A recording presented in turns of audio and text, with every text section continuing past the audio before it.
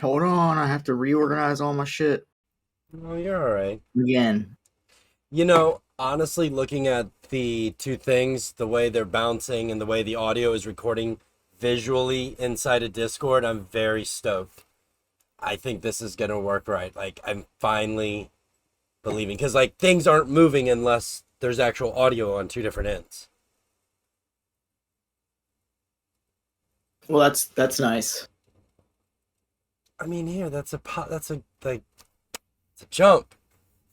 And I Yeah. get to hide all my ancient devices. No one knows what is behind me right now, except for the filter gods.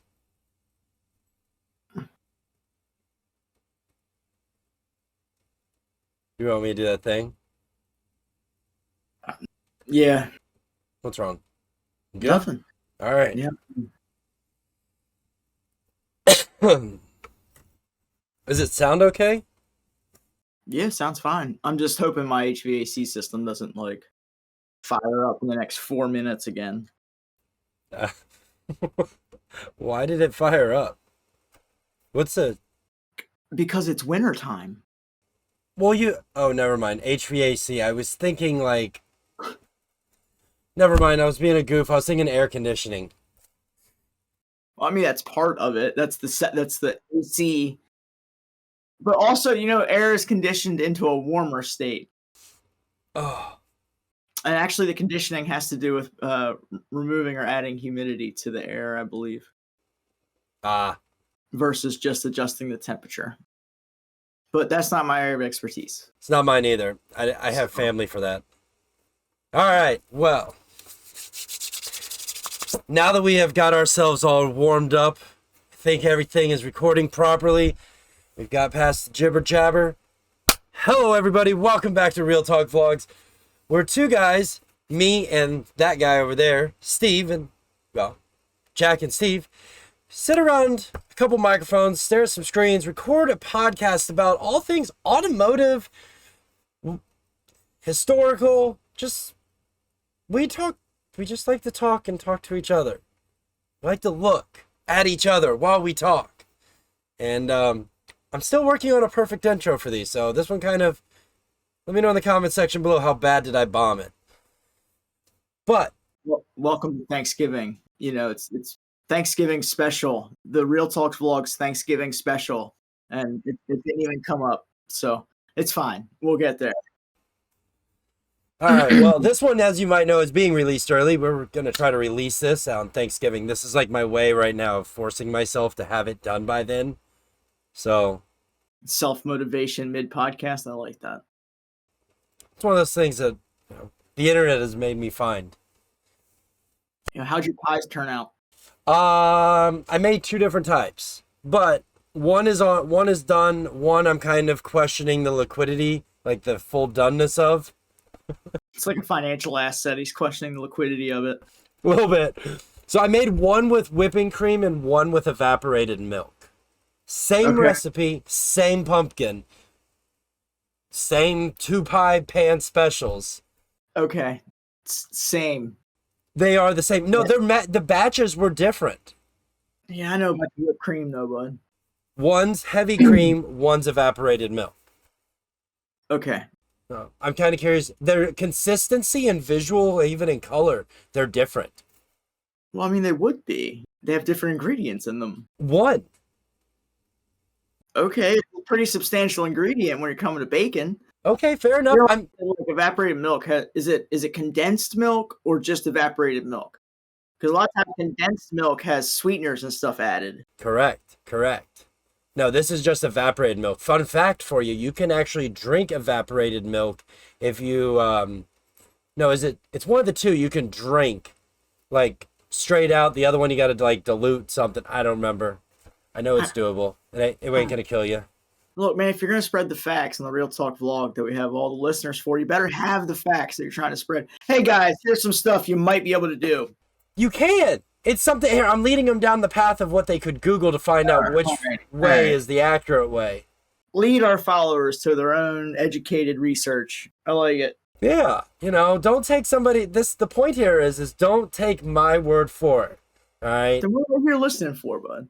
I mean, on some things here, I'm I not think an expert. I think they should listen to everything that Jack has to say. Oh, for Pete's sakes, you're screwed then. Right? Right. All right. Call the dairyman. Do not listen to Jack for your milk related needs. It's a public service announcement from Steve. All right, but my pies are out of the oven. Warm, fresh pumpkin pies. The pumpkin's from the Briar Patch locally. So You got briar pie or pumpkin pie? pumpkin pie.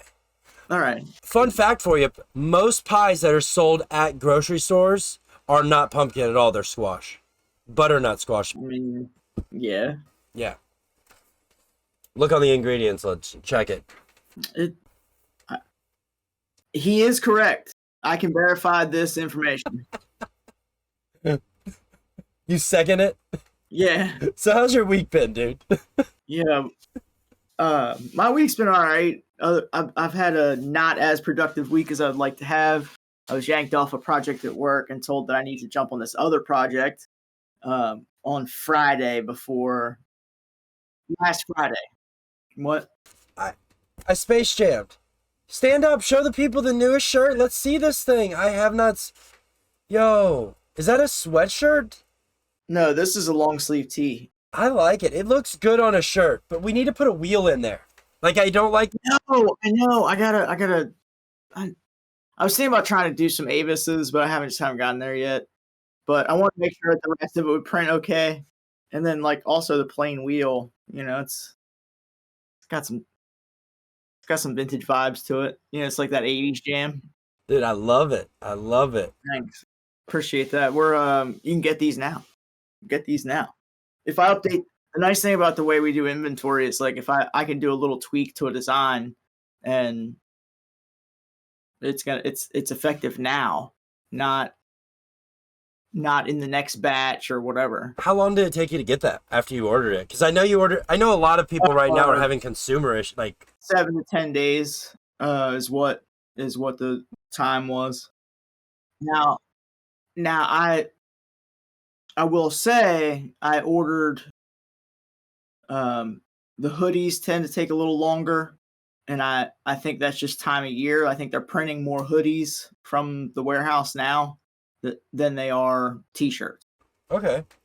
And that's just me spitballing. I don't really know, but I just know when I ordered this shirt and the t-shirt, they were here pretty quick. But it's not on your screen, but can you get these still on racewars.com? No, I have to replace the 4-ringed logo. Oh, that one right there. Yeah. So this is gonna be worth money one day. Cheers. And all the shirts, all of the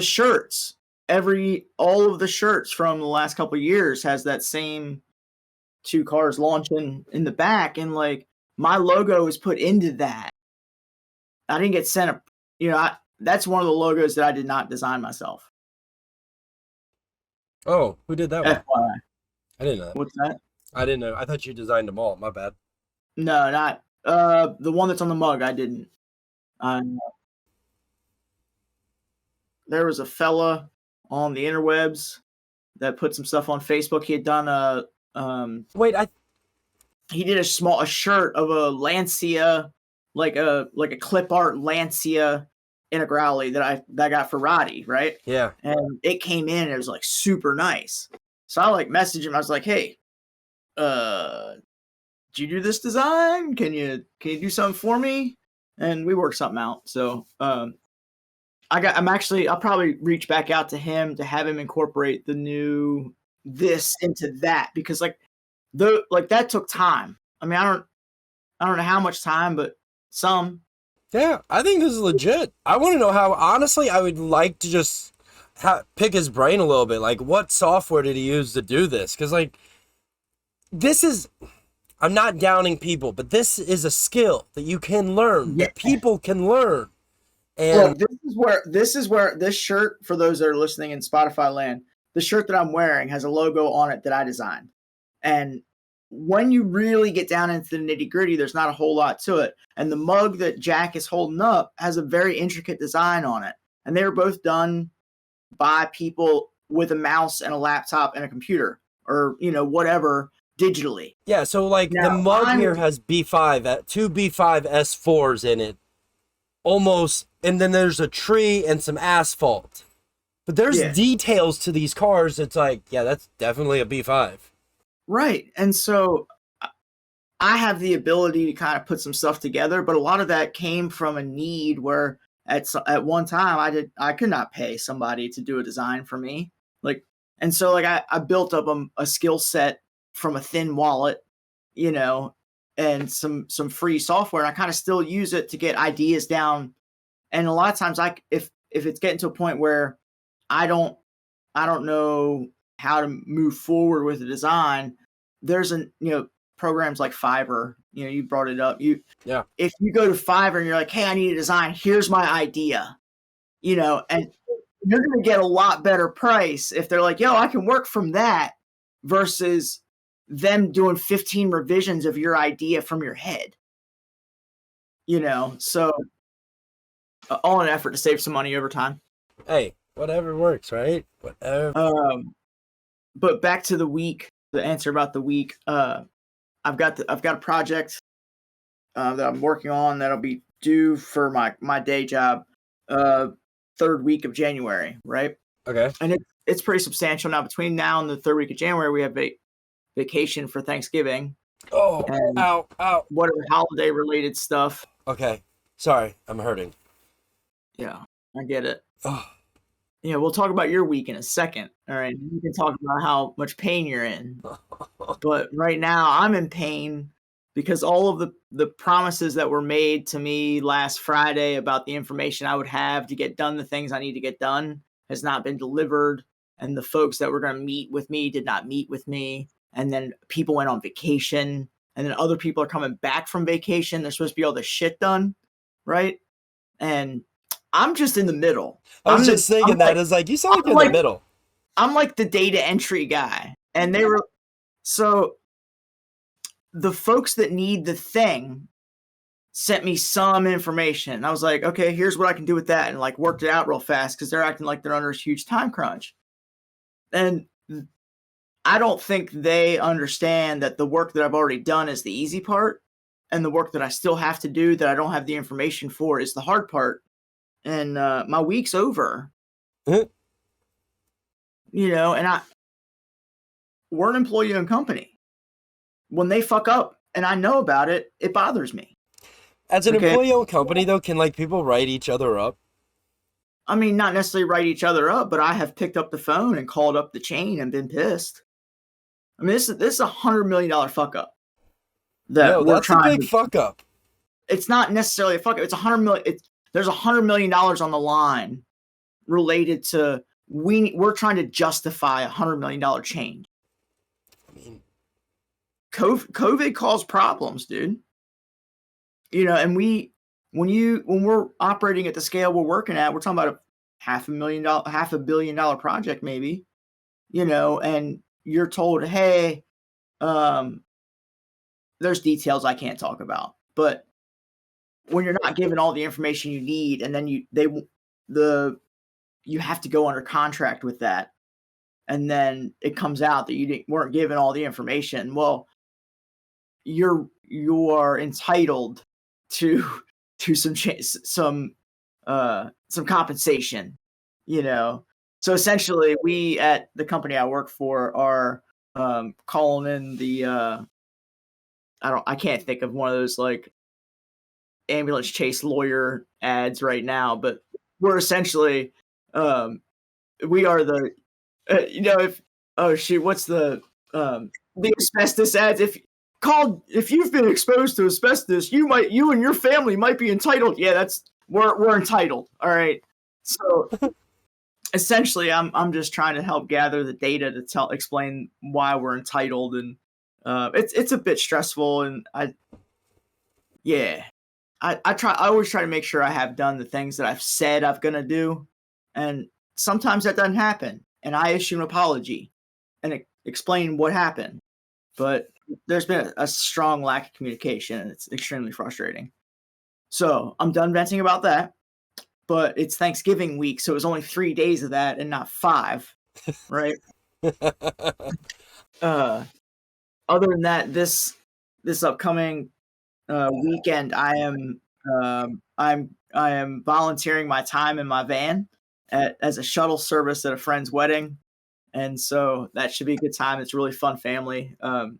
Should be a really good time just running them around and making sure people getting places safe. Bro, quick question. I'm sorry. Yeah. I know you want to talk about your family and running them around, but what kind of chair are you sitting in right now? A metal folding chair. Really? So you got like With a Wookiees in the Wood cushion. ooh, where'd you get the cushion? Made it? Did you? Those on s4racewars.net? No, look. So we had, this is a little backstory here. Wookiees in the Woods, right? It is Wookiee material.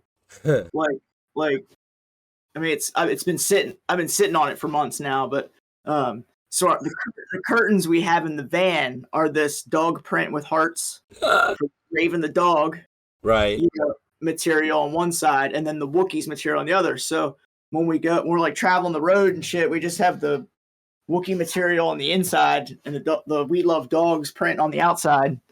So the windows on the van. Yeah. So in April, when we go to Wookiees in the Woods, on the outside of the windows is the Chewbacca fur. So when you look at the van, it's like it's got all the Race Wars logos on the side and like what is normally dark, like tinted windows with like Wookiee fur pressed up on the inside of it. Yeah, it's fun. I never noticed that. Like tinted windows. Do you usually by the time our curtains are up in the van at Wookiees, our minds are somewhere else. That campfire smoke has gotten to us. Yeah, that's the eyes, man. It burns the eyes. But mixed with methanol, but that's a whole nother driving. Shit, man. All right. So I got the end of this week. I'm shuttling some people around to a wedding, and then it's back to the grind at the desk. But Steve shuttling service. Back to the load. Do what? Do you have a chauffeur's license? I do not. These are family friends. I'm not charging money. It's a gift. Okay. How many people total? Less than 26 in the vehicle at any one time. Just curious. I have a chauffeur's license. I've checked the laws, right? So I'm within legal limit. Yeah, that's hilarious. Somebody in Missouri let me pass. I am allowed to drive a 52-foot school bus. I took the driver's test. Yeah, that's real. I took the driver's test in a Mustang convertible. Like I'm not moving to Missouri and having kids where people like you can drive them to school. What's that supposed to mean? What if it hit all the apexes, no lift? I mean, just lift, fine. no brakes. That's fine. How can you take a test for driving a school bus with the youth of the nation on it in a Mustang convertible? I mean, you're just gonna be driving a kid, 52 of them, through crowds. It's just gonna happen.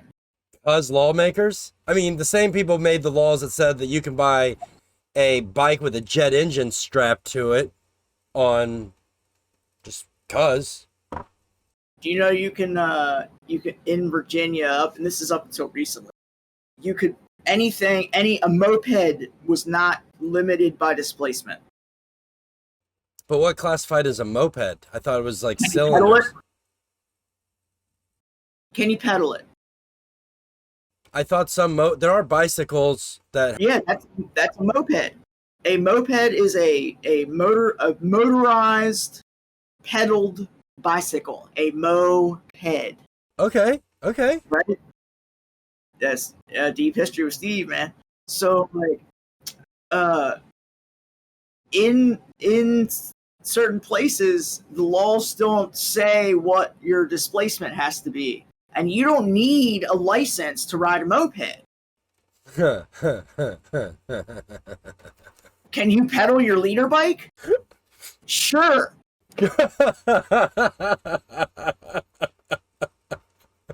I was just thinking, have you ever seen, okay, so first thing that popped in my mind was small block Chevy powered bicycle. I mean, okay, it's not quite like that, but But yo, have you ever heard of the brand Boss Hoss? yes. And have you seen the ads? Have you ever seen a Boss Hoss like brochure? No, but I watched some review videos about him. Look, first off, I have seen a Boss Hoss trike brochure in hand.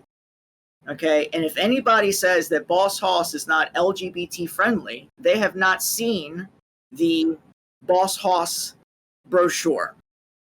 Okay, because there's two gentlemen on a Boss Hoss trike, and the gentleman on the rear of the Boss Hoss trike has the most flamboyant pink fingernail polish that I have seen in some time.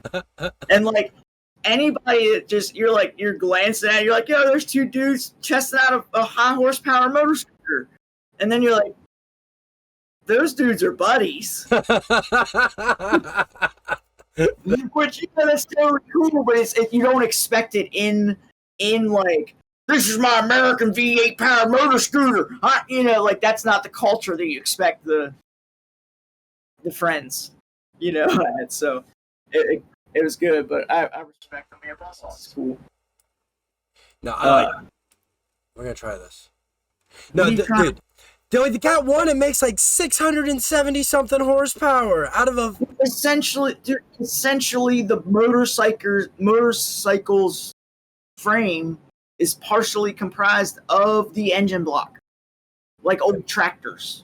You know, like, okay, so essentially at that point, is your block strong enough to hold the 300 pounds of rear end and the 180 pounds of front end? Pretty much. Sure is. Let's do it. I'd be down to ride one. I think it'd be cool. Oh, most of them have two speeds, one reverse and one forward. Well, now they used to be manuals. So the original ones, they had like you had a clutch on them. Yeah. Like, dude, can you imagine? Yeah, they still have a clutch on them. And no, like one forward gear. Yeah, the newer ones are like all automatics. Are they really? Yeah, they're like 6 speeds. I literally just learned about these things like 2 weeks ago.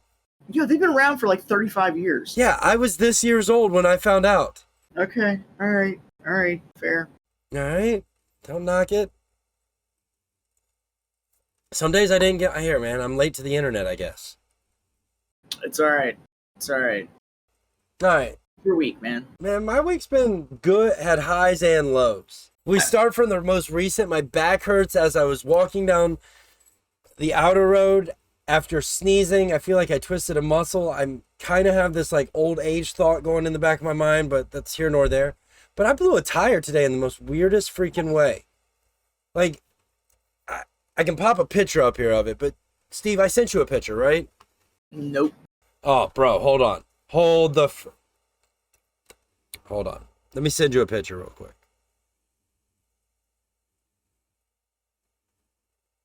I just sent you a picture. So this tire came, like, the sidewalls are still attached to the wheel, right? And the whole tread pattern is just gone. Is this an age problem? No, I checked the age. They're 2018. But our friend MeowS4 commented on my Instagram story and said, overpressure can when combined with rubbing, but that's not common. More common is sun/dry rot along with rolling over the edge from hard cornering. And I said, hard cornering, no one drives like that. So now the other question is, customer car. Oh, it's all right. She already knows. Okay. She came by, laughed. She's like, I'm not.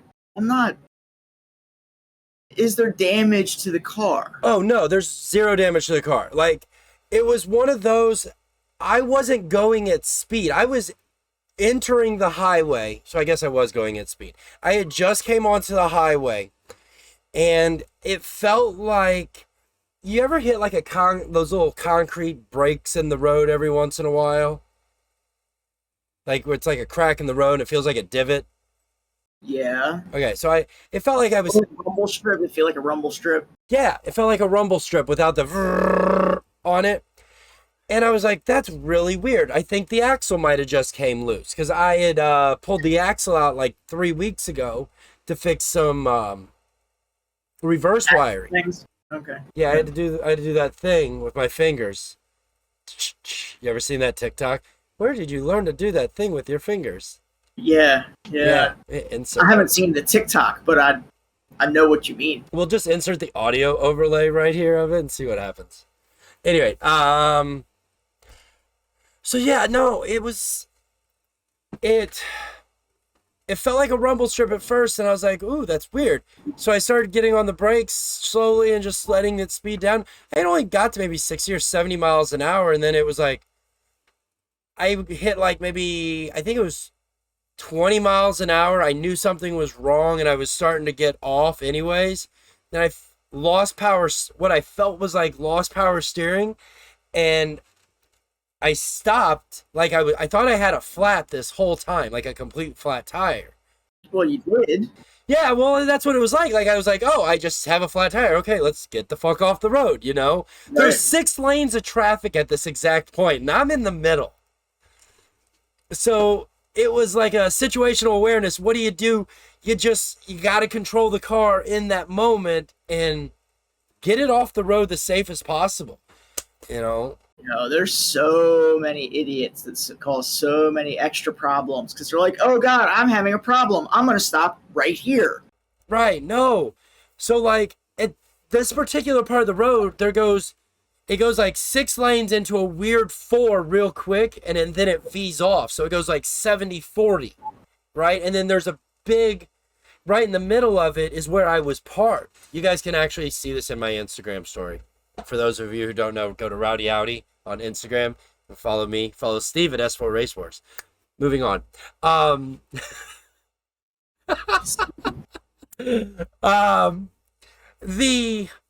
It's like Days of Our Lives on there. Do you remember that show?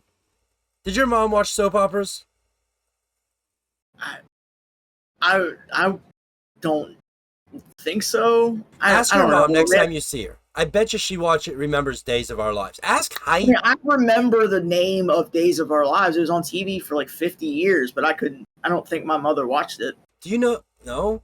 Yo, you know my mom's like hard farm lady and taught school during the day and then came home from school and was hard farm lady. Yo.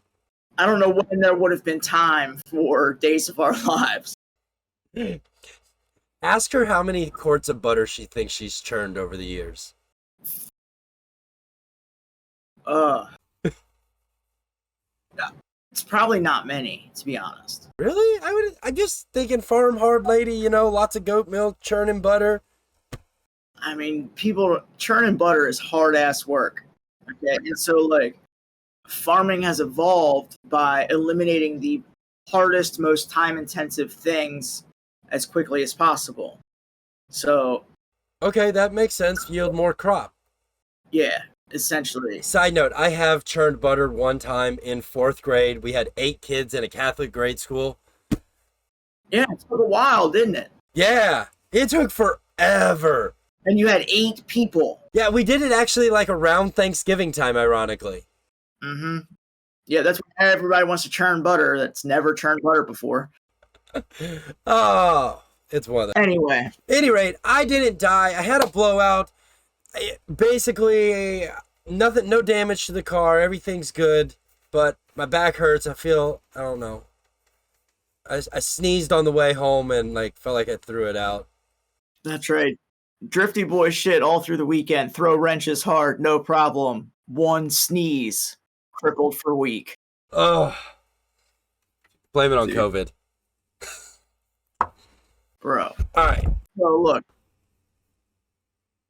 I was going to say, it's Thanksgiving week, man. I was going to say. And I don't know how much you know about the actual history of Thanksgiving, but I'm not an expert. Okay, let's be clear. I am not. Can I give some back history to this statement, this question? to fill in the Real Talk vlogs of why we're talking about Yeah. Thanksgiving history. Okay, so internet. There are obviously millions of creators on the internet, right? I was watching Donut Media the other day, and they were talking about some things, and they mentioned, hey, about nobody mentions anything about the fact that there was over 750 people like died before Thanksgiving happened. I was like, wait a second, what? And it got me, Steve and I got on the questions and topics, and it came up, and it was like, so Steve, being the fantastic co-host he is amazing at absorbing facts very quickly. I'll give you the rough rundown, because we're not essentially here to give you the history of Thanksgiving. We're here to point out some interesting facts from what we've heard may be the actual Thanksgiving, because essentially we're all adults here. Third grade shit where the Pilgrims stepped off on a Happy Land rock and met the Indians that were like, "Welcome to our country, have our stuff." That didn't happen. Okay. And I'm not one of those people to run out right away and ruin all the memories, right? Because like we've been getting together for Thanksgiving for it's my family, people's families all across the country have been getting together for Thanksgiving, air quotes there, for a long time. And so there's a lot of good things that come from getting together with your family. Having a reason to do it is nice, but I'm amazed at how simplistic it was taught to us originally, and so essentially the Pilgrims came in, I don't know, the 1600s, right? I just Googled when Thanksgiving was created. Right. 1621 was the exact date. Yeah, 1621. So anyway, Europeans were in the quote unquote Americas from the late 1490s into the early 1500s. So by the time that like Thanksgiving came around, Europeans have been trading with Native American folks, and especially in the New England region, for, I don't know, about 100 years already. It had been some time. There were English-speaking Native Americans in the original Thanksgiving meal, in the group that brought the Europeans and the Native Americans together for Thanksgiving, that had been kidnapped and taken back to Europe to be cultured and then brought back to the You almost said the United States. It's whatever. But back to what is now the United States to be essentially be translators, but to also carry forth trade, right? So when you talk about the actual Pilgrims, they were not prepared. The folks from the Mayflower and the Mayflower is the one I always remember. Everybody remembers the Santa Maria. No, there was the Nina, the Pinta, and the Santa Maria. Wait a minute. That's Columbus, bud. Wrong freak. That's a whole different. Yeah, isn't that right? 100 years late. 125 years late. Columbus sailed 1492. Yeah, but you're on a different topic. Okay. Unrelated. Okay. But the quote unquote Pilgrims came on the Mayflower, and there was another boat, and they were going to fund their borrowed boat money by fishing, except nobody knew how to fish. And so by the time they got to the Americas, they were essentially out of food. They had resorted to grave robbing on the peninsula of Massachusetts. Is that Nantucket, I think, maybe? I think. I don't know. It doesn't matter. Wait a second. Hold on. Grave robbing. Let's go dig up a dead person and have... I don't know if they ate them I don't know what, but they were grave robbing for trade somehow. Yo. Right, right, and it's some dark, twisted ass shit. Like, I'm serious. I mean, we're laughing, but you people were starving by the time they got here, and so the original boat, right? They I don't have a note here about how many people, but the original boat lost 45 people. 45 people died, and we're like, First off, I don't think that was that bad because wasn't most people gonna die being left for like back in the 1600s? Like average life expectancy was only 40. no, stop. I'm talking about 45 people, not people at 45 years old. I'm talking about on the original Pilgrim boat. They arrived and immediately buried 45 people. Disease, okay. Right? So here's the other thing. The Pilgrims landed and were burying people in burial grounds and old settlements from Native Americans that had been eliminated by disease from earlier settlers. Right? So like they jumped into some already bad stigma. Ugh. And the original like English speaking Native American that came to their community was like, yo, you guys are on, this is not where you want to be, because this is land that's respected, and some other folks of your type showed up and everybody died. So, we're not really feeling so great about you being here. Right? Justifiably so. Yeah, but they buried them anyways? No, you're not necessarily talking about like they showed up while the graves were being dug. The Native Americans showed up. There's people there. Like you got an entire community, and the Native Americans had to find an English-speaking Native American to like get together, and like there's a whole like time process. We're not dealing in an era of fax machines and telephones and internet, Okay, so horseback rides and ravens and smoke signals. So it's essentially the English people were like, yo, we desperately want to trade stuff. Please trade with us, please. Right?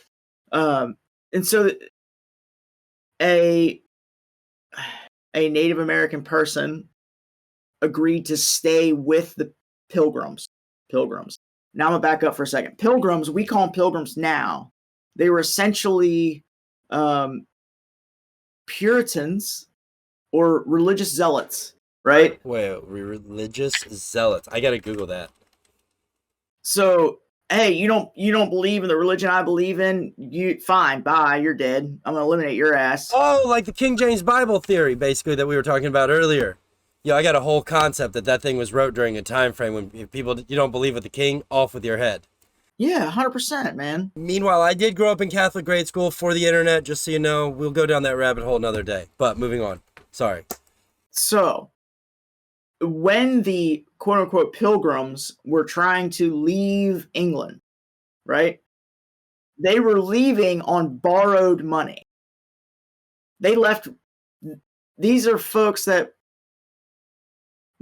weren't really accepted where they were and were told to leave. And so the folks that had the really nice boats didn't want to rent them their really nice boats.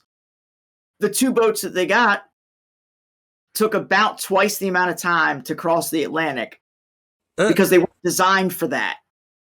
And they did it on borrowed money. Right? Who they borrowed the money from? Merchants, traders, etc. I forget there's a lot of people out in the water. Like, I'm kind of curious, if you were around in this time, like 1600s, would you happen to see another boat, being as that's like the primary mode of transportation across water? Like, how many people traveled globally? You realize that boats are still the primary mode of transportation across water today, right? You do understand that.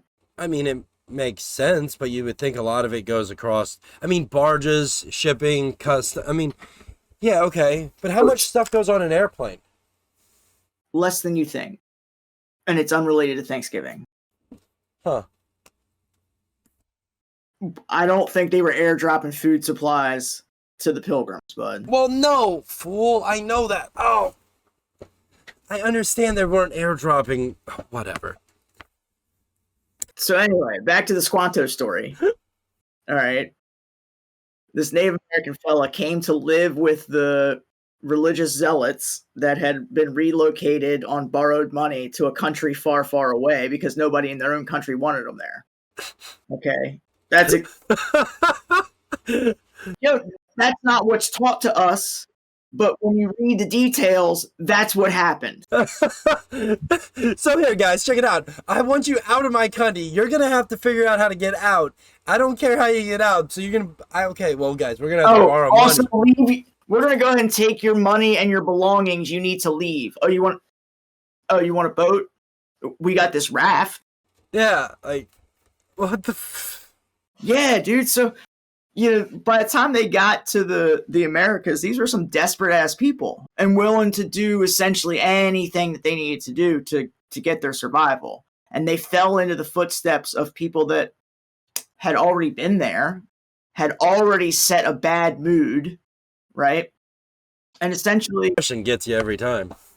The English speaking Native American that set up the original Thanksgiving did so in an effort to get back at the person that was ruling his life, his chief, for allowing him to be taken to Europe as a slave. So there's some background political revenge story in Thanksgiving also, right? So anyway, the English-speaking fella, he gets the Native Americans to bring some food, and he stays with the Pilgrims for a year, and then they teach they get to farming, and all of the skills that the Native Americans has been like, hey guys, this is how you make the stuff. And at the end of the first year, there was a big harvest or whatever, and they bring the Native Americans come to give thanks for hey, we want to thank you for your help in this thing. They brought 6 deer. There wasn't a turkey to be had. I was gonna say, where'd the turkey come from? But I don't know. I mean, there are turkeys in that part of the world. We're talking about Massachusetts, New York, that region, right? And so there's turkeys there, but it was venison. Okay, and nobody wants to talk about Bambi being shot up. No, definitely don't teach that in a public school. Why would we do that? That's hunting. That's gun violence. Make fancy hand paintings of deer. So yeah, you can't do that. Oh, reindeer. Reindeer's with another holiday, so we don't want to shoot Bambi. Yeah, right. So, essentially, that's a lot of it's a lot, man. I think we still glaze it over. And I wasn't there. I don't know the exact history. I can only really go on the massive amount of reading I've done in the last couple of days to understand that it wasn't a day or a week. It was a thing that transpired over 100 years, right? And the meal was actually a revenge plot. Wait, so what ended up ultimately? Yeah, ultimately how'd the revenge plot play into it? The Native American that was setting up the revenge plot, they kind of found him out after dinner, right? And they were planning to execute his ass. And they were on the beach. This is part of the questionable history. I'm not sure it's so the Indians accurate. Or the Pilgrims? What's that? The Europeans or the Indians? They were there to get together to do the joint murder. Oh, they're going to kill them together. Yeah, just brought them together. He was being mad for being sold into slavery, and the Europeans how to live. He was with the Europeans. He had convinced some folks in the Native American community that he could convince the Europeans to go to war at the just mere spoke of his tongue, right? And so he was trying to threaten them with his European army that he didn't have. Essentially, it was some bar speak. It's me and my boys gonna come whoop your ass, And then the boys show up and they're like, yo, we're here to watch, you know?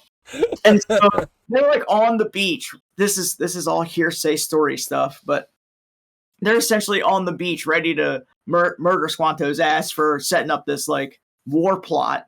And another pilgrim boat is like floating up the, up the water.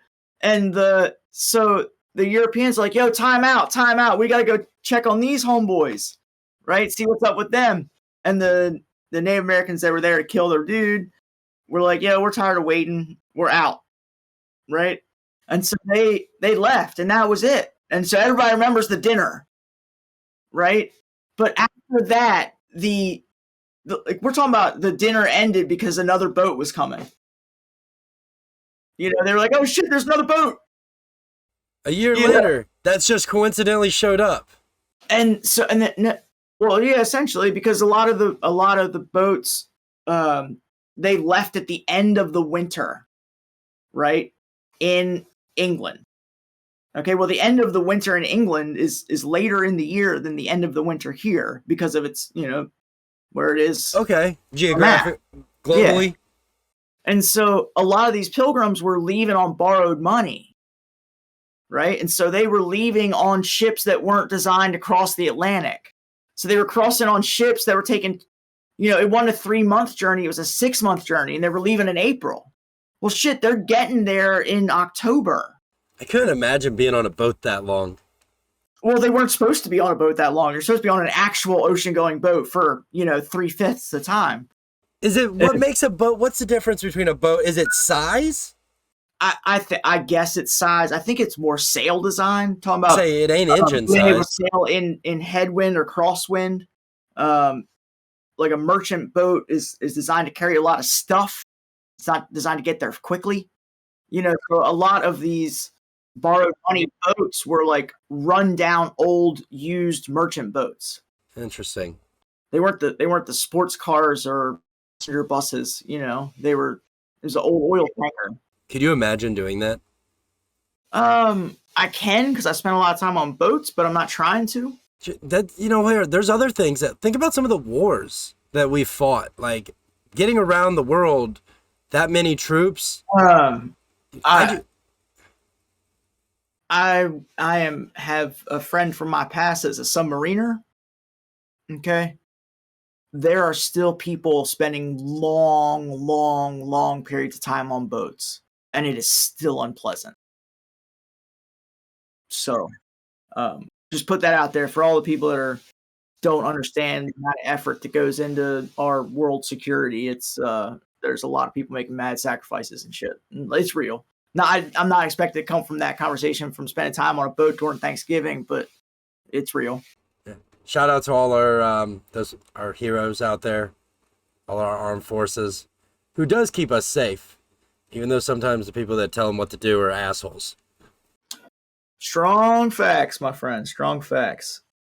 But anyway, but that's essentially the dark side of Thanksgiving. It's not complete. This is not, y'all are not supposed to show up here for the history lesson on the whole fact of Thanksgiving. But man, I knew, I'm always kind of been an open mind kind of guy.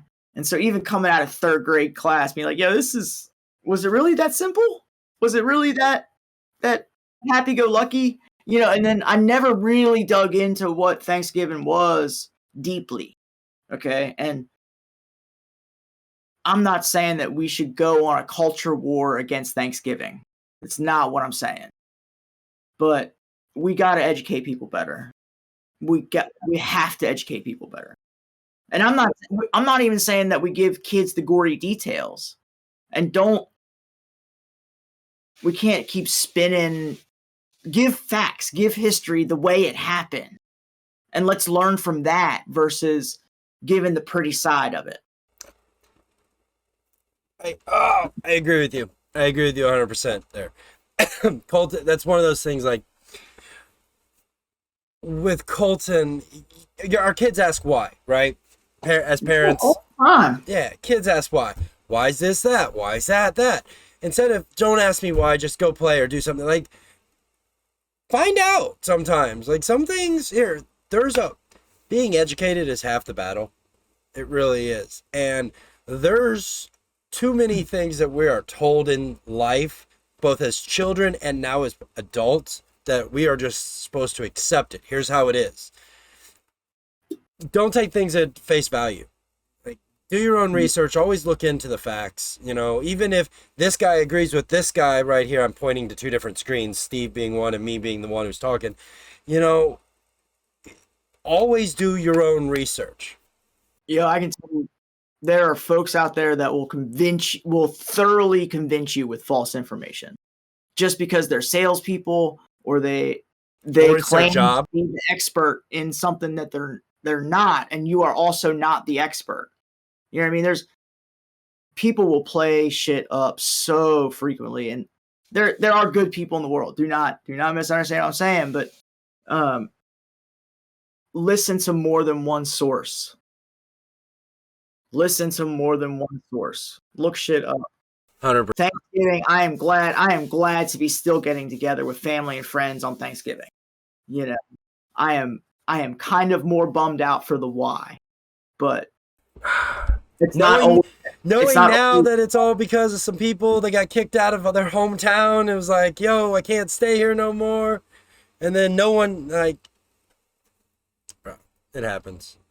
You know, imagine getting your drifty car done. You had a sweet ass drifty car, right?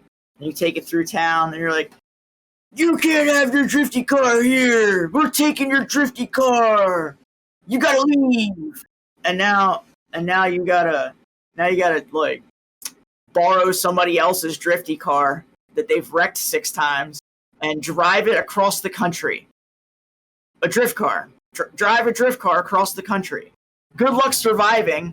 You know, I'm not trying to make out that the Pilgrims had it all super easy here, you know, because they were persecuted for whatever they believed, whether it was right or wrong, you know, their faith. They were persecuted for how they felt about higher powers and how they went about it.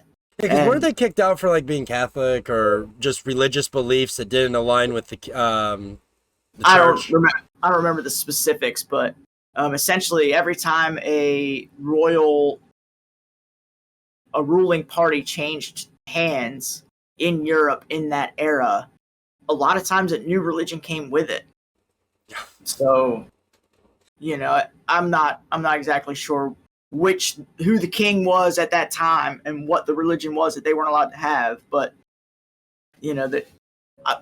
On the flip side, they were persecuted, but they were kind of persecuted for a reason. I mean, they showed up into this country and was like, hey, you don't believe the way we believe, that you don't even know about believing, die. Okay, that's not fair either.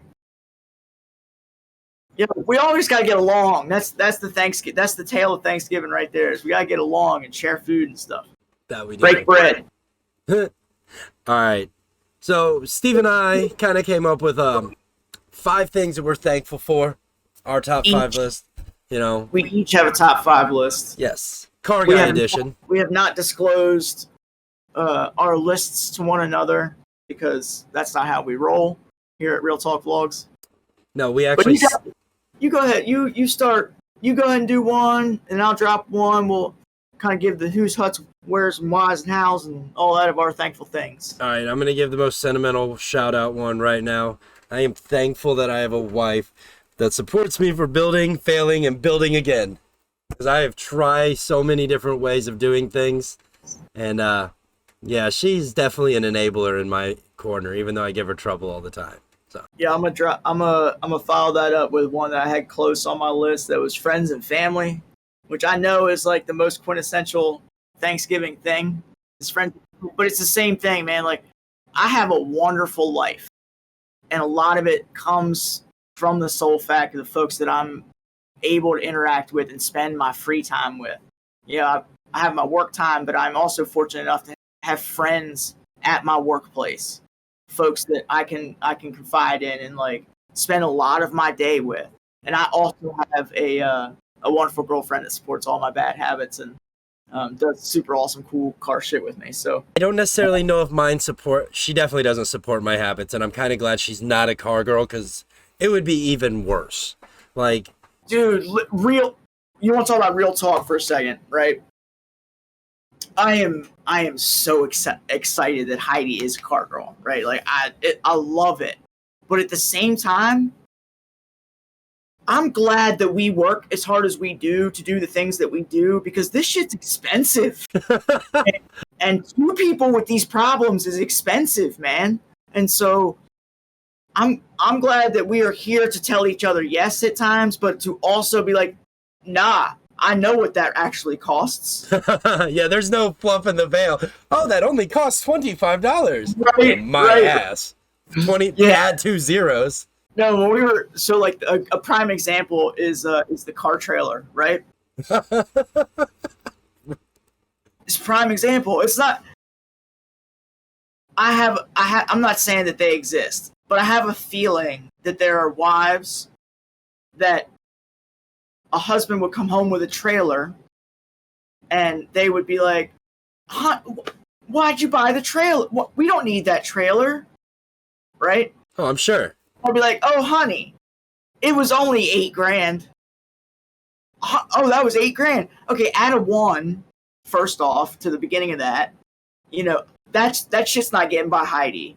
You know, no. She's like, we're getting a trailer. Well, we might as well. If we're getting a trailer, we might as well. It's got to hold my car too. Oh. Well, we might need a bigger.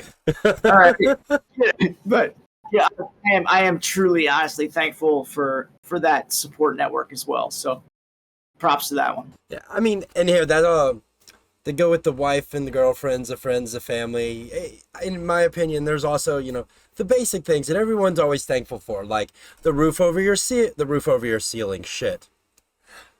Yo, you are correct, sir. There is a roof over your ceiling. Oh, okay, good. A ceiling and a roof are not the same thing. There are too many people in the world that think that. They are not. You're fine. Carry on. You know, once again, the basic stuff. The roof over your head, electricity, able to go to the grocery store. Things that people of our, like, we'll just quote unquote first world problems here. You know, things that a lot of people just don't take for granted. I mean, there are billions of people in this world who don't have something as simple as running water in them, you know? Yeah. I'm gonna time you out.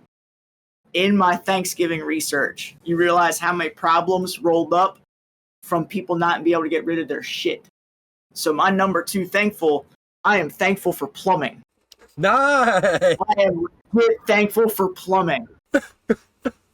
Okay, because indoor plumbing, man, like, wow. For anybody that, look, man, Porta John, just imagine. I have a feeling a lot of people that listen to our podcast, if any people listen to our podcast, people listen to our podcast. Don't down talk us like that. Don't have experience with not in an era with not running, but I think they can all relate to a Porta John, right? Like a porta potty. I mean, I know. Okay, everybody knows what that is. Imagine that that's just everywhere. It's not collected in the Porta John. It's just, I got to shit. Okay, this gutter pan's nice. Let's shit here. Yeah, so I am so thankful for indoor plumbing. All right, well, with your indoor plumbing, I'm going to back you up with my number 4 pick, and that was my tools. Like, I'm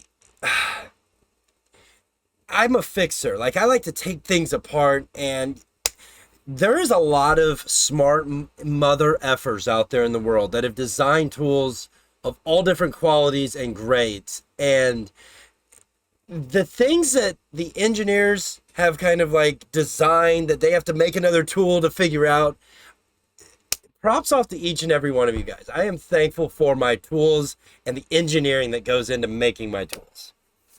I saw a funny photo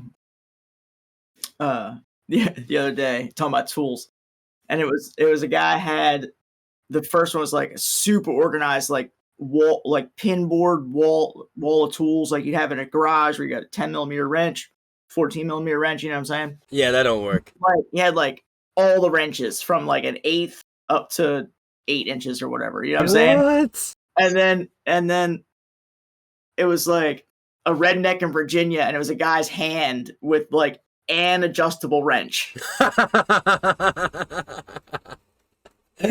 It's I seen one today where somebody put an adjustable wrench in between a trailer receiver clasp, and they're like, and the bottom it said, "People will do anything with an adjustable wrench." And but the other caption, so it's just like a wall of wrenches, right? And then one redneck's hand with a adjustable wrench, and the caption was, "Don't even need a hammer."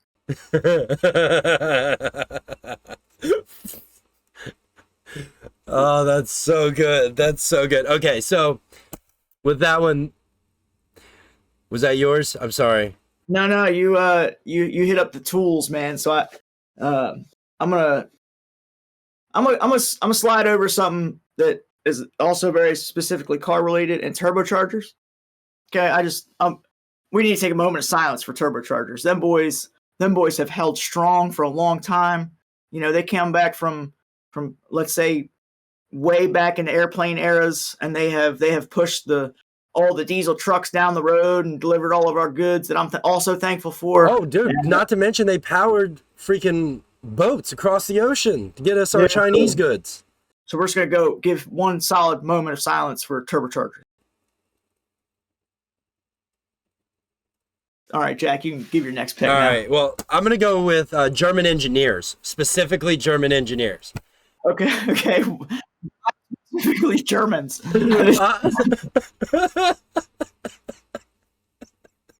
Yeah, there better be something good with this, because I have all sorts of reasons I can assume why, but let me hear it, man. Dude, these guys, they have pushed the envelope on so many different levels.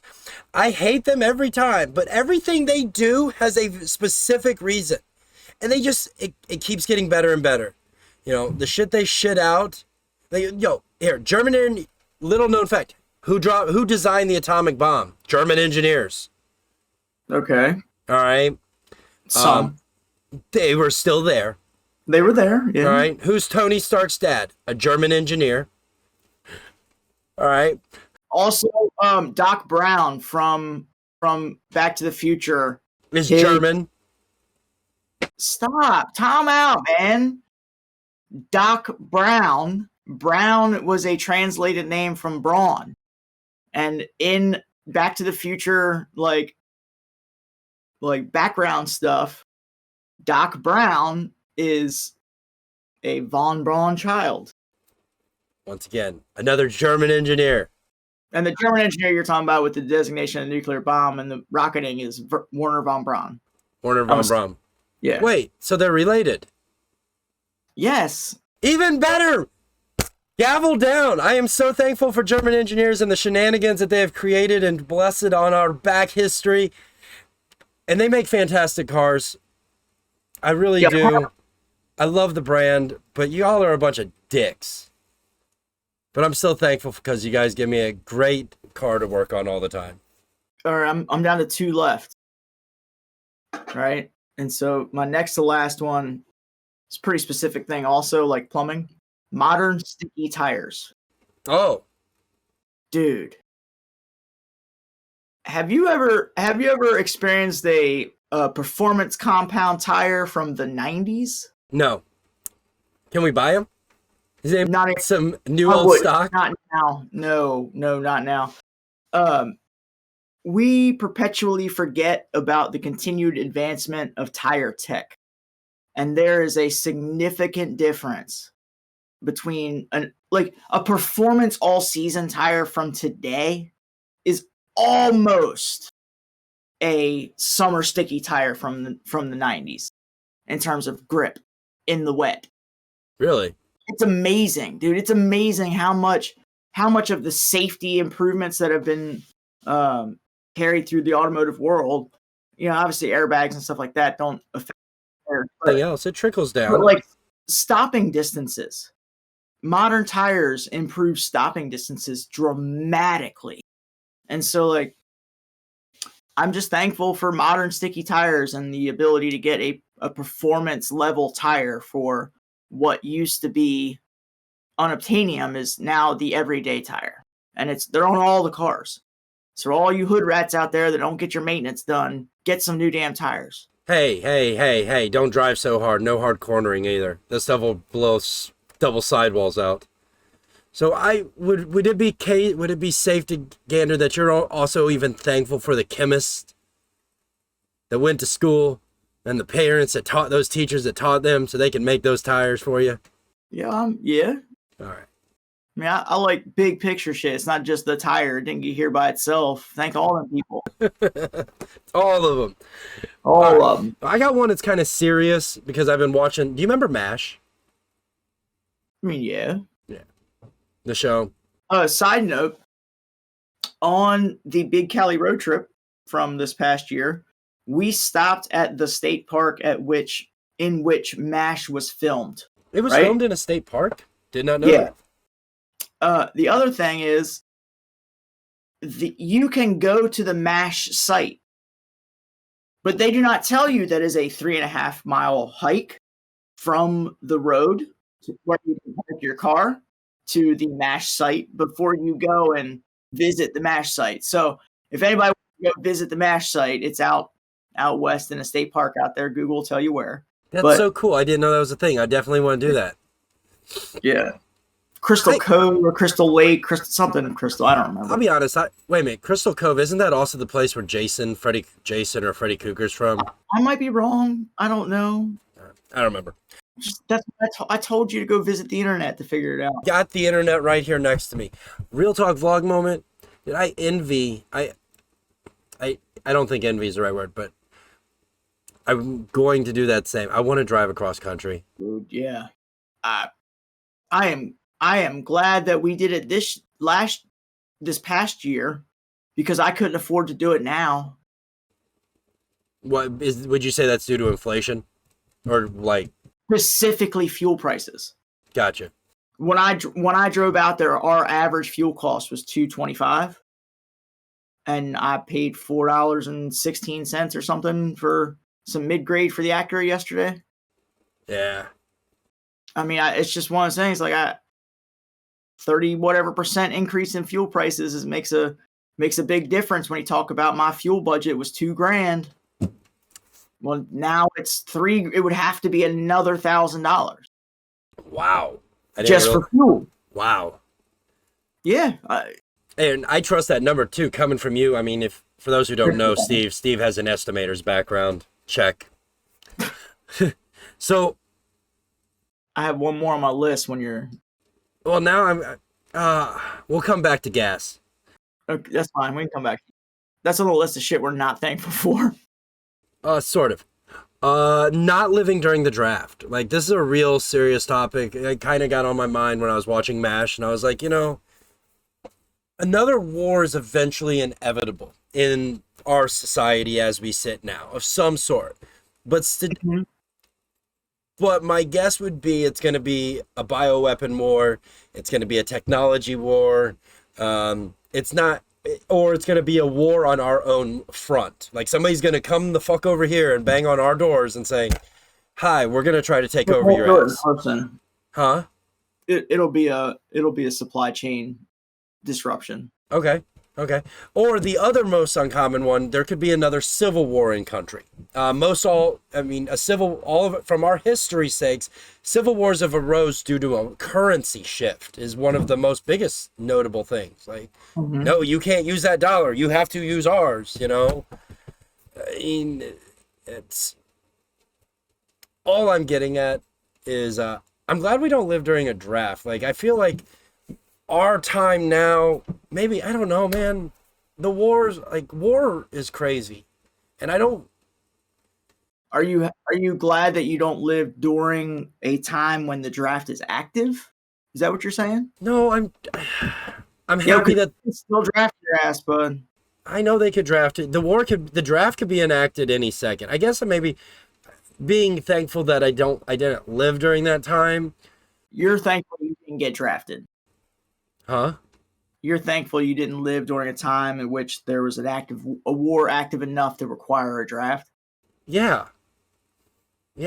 Like, the people that came, our ancestors, dude, there's a lot of people that from our past that have just they had to do a lot more than we give that we acknowledge, that our children acknowledge, whether it be historically speaking, that's being wrote out of history, whether it I'm gonna jump down a bit of a tangent right quick.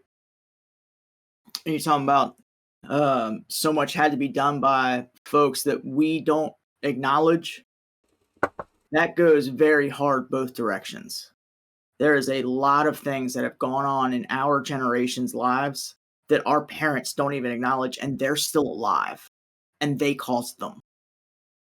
So remember that. Memories are short, man, and nobody takes blame. I am also glad that I did not live in an era in which the likelihood of me being drafted was high. I will say that's not though I'm against military, because I will definitely say my father grew up in Korea, South Korea, just to clear the air in case anybody wants to know. All right, Kim. Yeah. Hey, Kim is like king over there, just so you know. You know how many Kims there are? We're all freaking related. Are they all kings? I don't know. My dad did say, though, over there, military is part of culture, no different than Taekwondo. Like, yo, you're learning Taekwondo at 2 years old, but you're also enlisted in, like, the army at, like, 8, like, type shit. Well, not literally 8, but, like, at a young age, you know, you're dedicated to your country. You're saying that junior ROTC runs real young? Yeah, it really is. The way he explains it. Right on. There again, there's also pictures of that man teaching Taekwondo to American military floating around, too, on some 32 millimeter film photos still. Oh, okay. Last thing, what do you got that you are thankful for? You know, car culture as a whole. Oh, I love it. I love it. Like, really.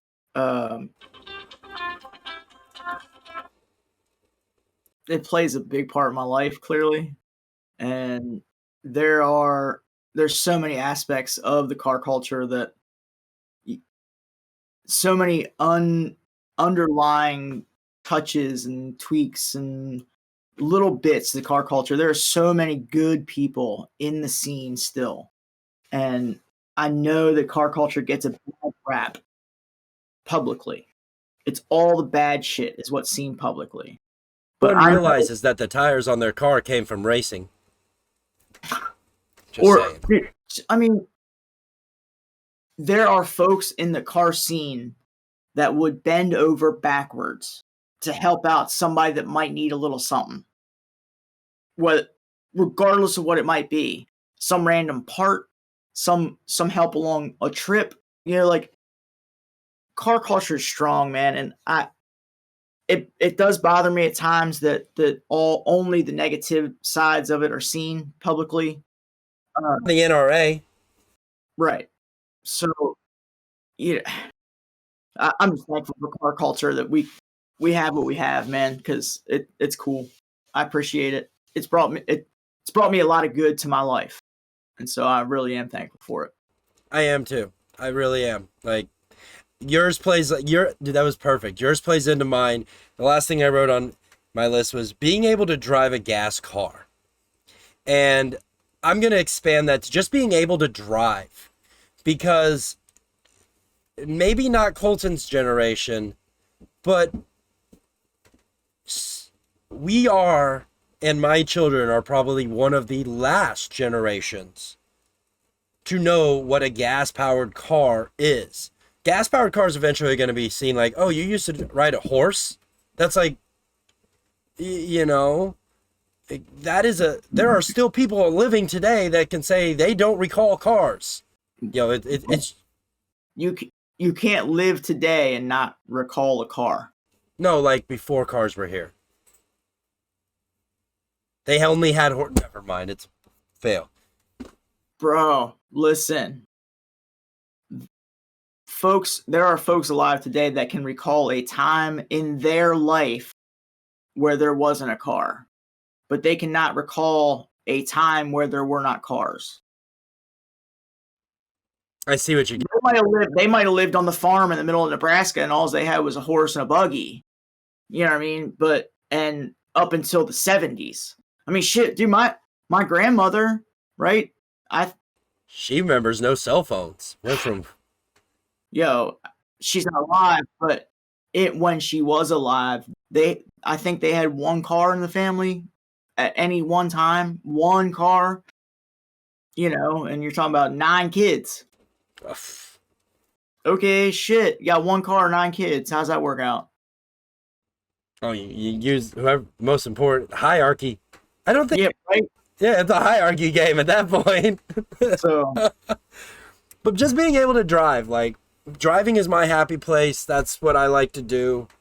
100%, man. There's so much good that comes from a cruise with the windows down and the moon out and bright summer nights kind of deal. Dude, so much good from that. Oh yeah. And it's not for everybody, clearly. I mean, that's, but I am glad that car culture exists. And I hope that it always exists, even if cars change. I think it's going to exist no matter what, because there's always going to, unless they figure out a way to program it out of us as people. By they, I mean the people, the big powers that be that are in that top 1% of the world's population that like to have all the money. Yeah, that's a conspiracy theorist in me. Take out our humanly desire to create and to conceptualize and to push the envelope and to challenge things. There's always going to be speed freaks. There's always going to be people questioning why. There's always going to be people that are like, can we go faster? Can we do this? So I don't think we're ever going to really lose a car culture per se. I think people are still in 2050, 2022 figuring out how to go fast on rocket ships. I do want to see, I am excited for Pebble Beach 2065. I want to know what is the concourse car when I'm 90. Yo, remember Star Wars? It'd be one of those Zoom jet fighter things. Not jet fighters, like the one that they were. No, you're. I'm not talking about future cars that will be. I want to see the E30 M3. Oh, I see what you're getting at. You know what I mean? Like, will 94 from 2020, from 2000. Right. Yeah. Will a saline Fox body Mustang be best in show at Pebble Beach? And like, what is going to be the car that everybody's like, oh man, I remember, I've always dreamed about having that. Because cars that were really valuable 10 years ago aren't as valuable now. The better question is, though, with the Euro standards, how are you going to fuel it? Because like gas-powered cars will be gone by 2035, according to the Euro 20. There will always be a way to get gasoline for electric cars. I was listening to Elon Musk, and I'm going to, not to interrupt you on this, but he brought up an interesting point. He was like, so it's going to, when you think about the fleet of vehicles on the planet, right? Mm-hmm. He basically said that it would take between 30 and 40 years to obsolete out to like where you don't have anybody who doesn't use electric cars on a regular basis. Now, not to say they didn't have a gas car, but having a gas car would be like for us owning a horse as our primary mode of transport. Fair. Yeah. A reference of time. Like, yeah, how valuable is the horse industry? It's stupid valuable. Is it really? I don't do horse. I don't know. I've never bought a horse. There are reasons I don't have horses.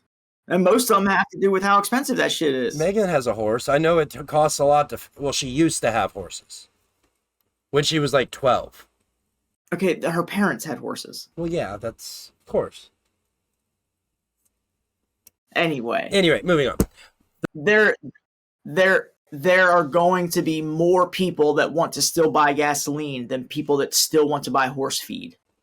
Bro, I've got an idea of how to sell gas I'm gonna figure out how to make gasoline. One way, eventually. Okay. I don't know how to do it, but somebody's got to figure. I mean, it's got to be on the internet, right? Shell has done a pretty damn good job of making gasoline, bro. Who? Shell. Yeah. Have you ever actually took an ethanol meter to a Shell gas station? BP, Shell. You What missed did I the miss? point, man. Okay. I don't think you're going to be the new breakthrough company of gasoline manufacturer. No, I'm not trying to. I'm trying to just make some gas for my own shit. Okay. What I'm getting at, dude, how much do you think, okay, if gas is $4 right now, in 2065, how much is a gallon of gas going to be? If it's obsolete.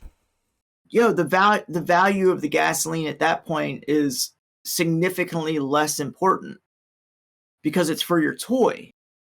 If your electric car is what you drive around every day, that you're just enjoying it for pleasure. The problem with gas prices being high now is that we need it. So you're saying that you're justifying that the cost at that point. I gladly pay $13 a gallon for race gas. Okay, my car's a lot faster on race gas. I'm gonna pay more money. A lot of people pay more money for race gas. They can go drive their car around on mid-grade and make 100 less horsepower at a third the cost. All right. You know, All right. I'll give it to you. be thankful, man. It's gonna be long past your and I lifetime before we cannot get gasoline. And I'm thankful for that shit because I'm not trying to deal with getting the Sunday gas lines on Cars and Coffee Day when there's one gas station in a 70-mile radius. Bro, at the end of the day, I'll convert to alcohol and make moonshine because that I know I can learn on the internet. Yep. You're gonna need a bigger fuel pump, bud. Or the shorter range, right? Will that work? One or the other, man. I don't know. Dude. Whatever. So, dude, you got anything else? I didn't make any more plans for this upload. Nah, man, I think we have a very good Thanksgiving. I think you should have a very good Thanksgiving with the family today. What are you doing for Thanksgiving tomorrow? Heidi and I are going to a friends of ours' house. Like I said, I got the wedding stuff to handle the weekend after. And so we're kind of staying local. My family from Delaware, so we'll travel up there around Christmas time. It has a big family reunion around Christmas. So trying to, as much as I'd like to get up there for Thanksgiving and Christmas both, making a bunch of travel plans, 3 hours of driving for essentially 2.5 weeks later. So do you guys do like the typical pumpkin pie, turkey? Like, what's your spread like usually? I'm not really sure where we're going tomorrow. I know where we're going, but I don't know what their normal spread is. You know what I'm saying? Like, okay. I'm assuming it's turkey. It's no. Think of every suburban couple. That's where we're going. Like one kid. Yeah, I get to be the Hoosier one. I got asked to fry a turkey, so. Okay, all right. Deep fried turkey. Have you ever had deep fried turkey? I have, and that's my preferred way. Oh, dude, I made one. I made the first one I ever made like 5 years ago for my dad. My dad was coming over, and I was like, I want to try a deep fried turkey. We're gonna give this a whirl. Made one, fell in love with the whole method, and it's just awesome. It works well, but hey, you got to be. You can It's dangerous. It is. There is some basic safety tips if anybody tries to deep fry a turkey here. First, number one, utmost number important one. Make sure your turkey is thawed. Thawed. All thawed. Yes. Like, that thing better be, it has to be completely thawed. Because if there's an ice pocket inside there, what's going to happen is that ice, that moisture is basically going to explode inside of it. And then, well, all hell's going to break loose. Shit's going to burn down. And go visit your local internet video streaming service for all of your exploding turkey needs. Yeah, it's bad. Don't do it in your garage. Pro tip, when you're lowering your turkey, get a pole and 2 people. because you want to lower your turkeys like a slow and steady rate down into your oil. You just don't want to drop it all in because the flare up, you could have your fryer over full. You know, how much room that you need for the turkey to displace oil is a real thing, and you got flame, it's right underneath of it. Yeah. So flaming coat sleeves are a thing when overfilled. Guys, all right. Yeah. Safety third, guys. Enjoy your Thanksgivings, but safety third. Totally. Oh, and dry your turkey off all the way. You don't want extra water on it. Anyway. 100%. All right, guys, make sure you give Jack a follow at Rowdy Outy and myself a follow at S4 Race Wars, and catch up with us every Friday morning at 12:01 a.m., except for this week, which we will have it posted on Thanksgiving Day for your lovely listening pleasure. And catch us September 17th, 2022 for S4 Race Wars 2022 Camp Out LaRue Part 5. And don't forget, we will also be doing the camp out at Wookiees in the Woods in April 18th. No, stop with the dates, man. It's April 6th through 10th. It's April 6th through 10th. Did I really screw up? I thought it was the 18th to the... Yeah, you did. April 6th through 10th. The official Dutch Oven Cook-Off is Saturday, April 9th. Saturday, April 9th. The official... Also need to have the visit. Oh, the Wookiees flyby. Yeah, so we're doing a Sound of Our People's flyby where we are going... Time out. Don't get ahead too far. When we have the merch ready, we will drop the details on the Sound of Our People meet. All right. But there is an incoming meet details for everybody that's going to Wookiees in the Woods. Come by, see us. There will be a Sound of Our People meet, and we will have some lovely Wookiee type shirts. And we'll have free candy. Free candy. Free candy. There will be candy. Yes. All right, guys. Well, I guess on that note, we go ahead and cut it off, and y'all have a happy, wonderful holiday weekend. Yes. Everybody have a great holiday. Happy Thanksgiving. Thank you for watching, listening, and be thankful for everything, even the small things that you don't think about.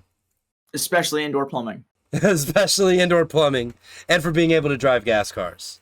10-4. All right, guys. Y'all have a happy holiday weekend, and we'll catch you next week. Later, Steve.